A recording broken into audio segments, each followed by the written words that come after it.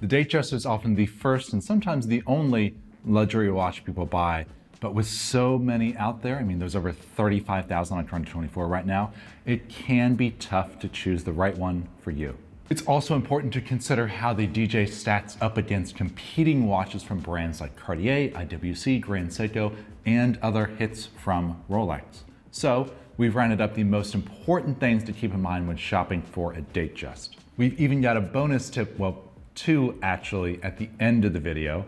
And there's a tip buried in here that I should probably not tell you as a Chrono24 employee, but oh well.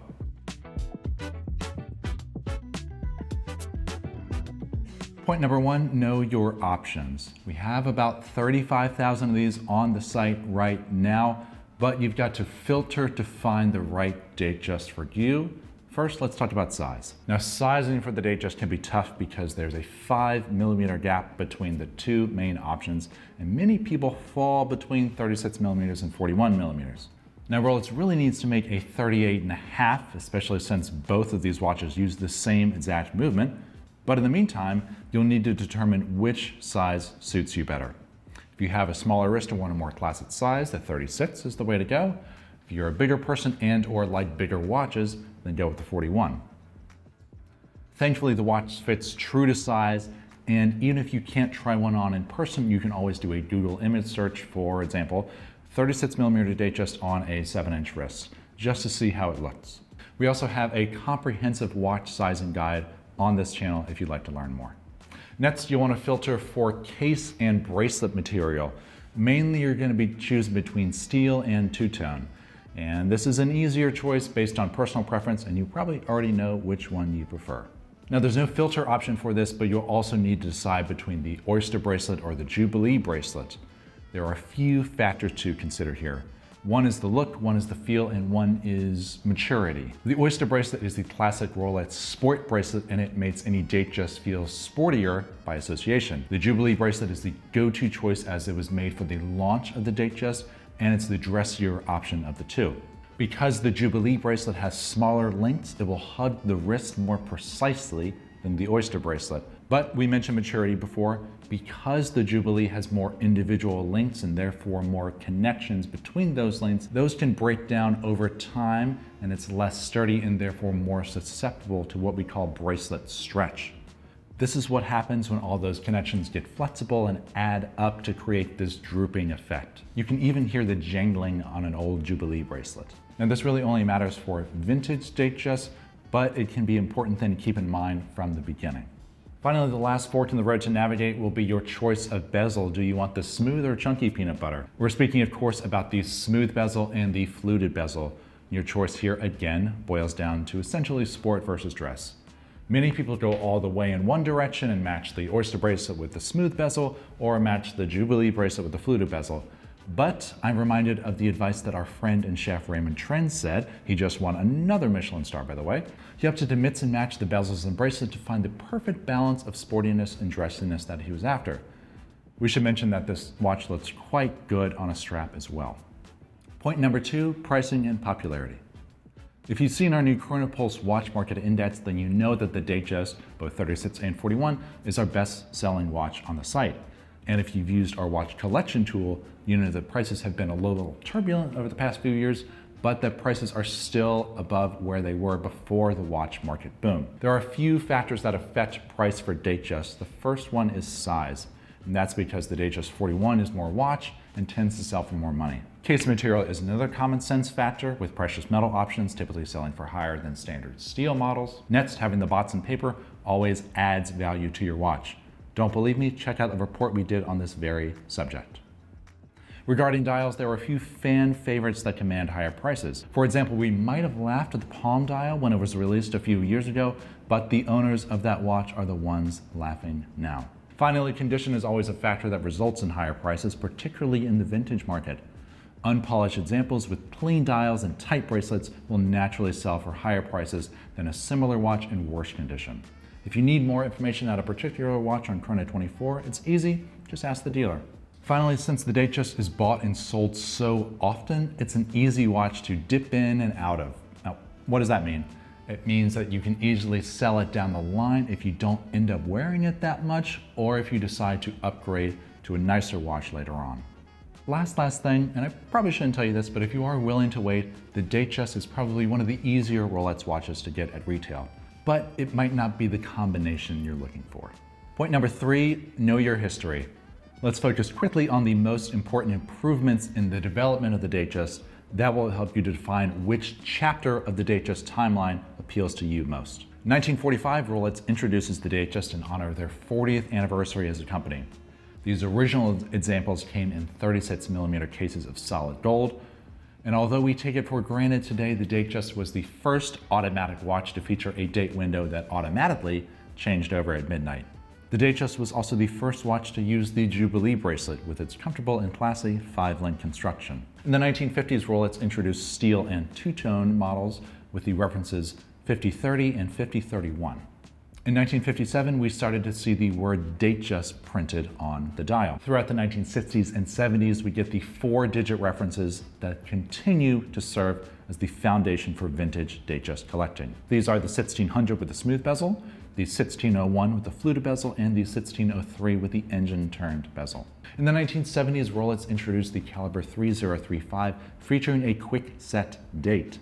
If you've ever handled one of the early Datejusts, you know how annoying it can be to wind the crown to reset the date.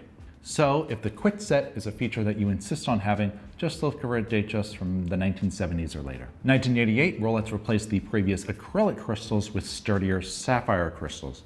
Now, sapphire lacks the warmth of acrylic, but it's much more scratch resistant. In the late 90s and early 2000s, Rolex switched their luminescent material from tritium to luminova over to super luminova.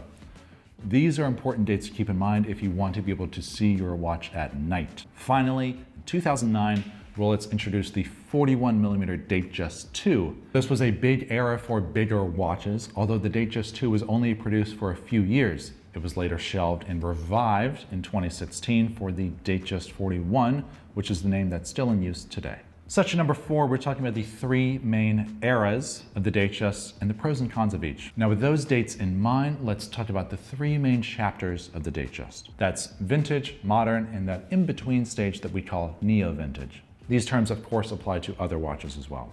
Vintage Datejusts are best for the romantics among us.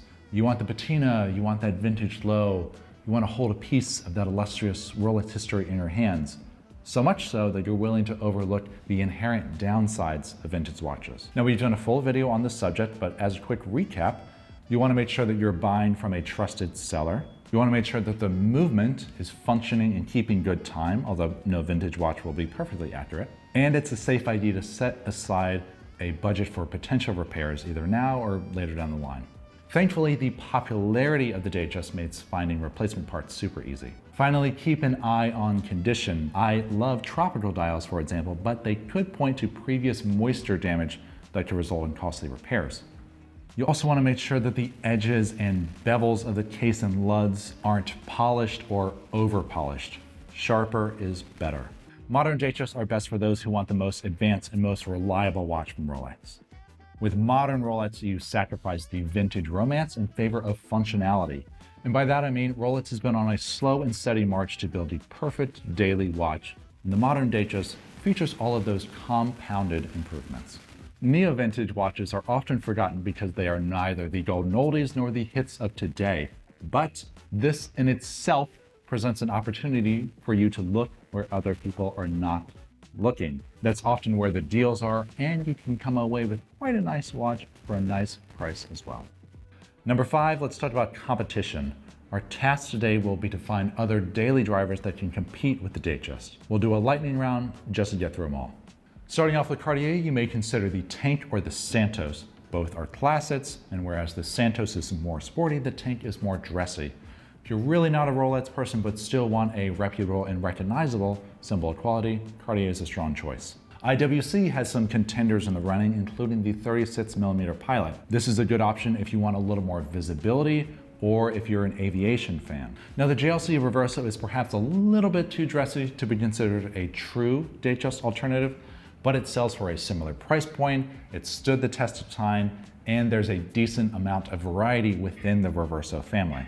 Grand Seiko is for those that like details and those that like a deep cut.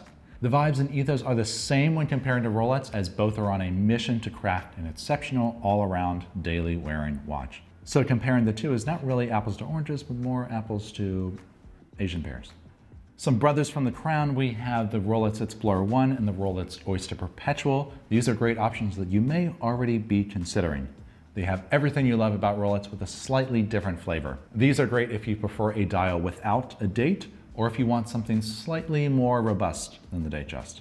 Omega is typically a big competitor for Rolex, but their main models, the Seamaster and the Speedmaster, are a little too large and a little too sporty to make a direct comparison. So instead of Omega, it might be worth mentioning Tudor. The Pelagos is perhaps a bit too chunky and a bit too rugged for a comparison, but the Tudor Black Bay line would certainly draw away some potential Datejust buyers. You have more options for sizes with 37, 39, and 41mm versions. It's a touch more capable, a touch less expensive, and the Black Bays are more accessible to buy as well.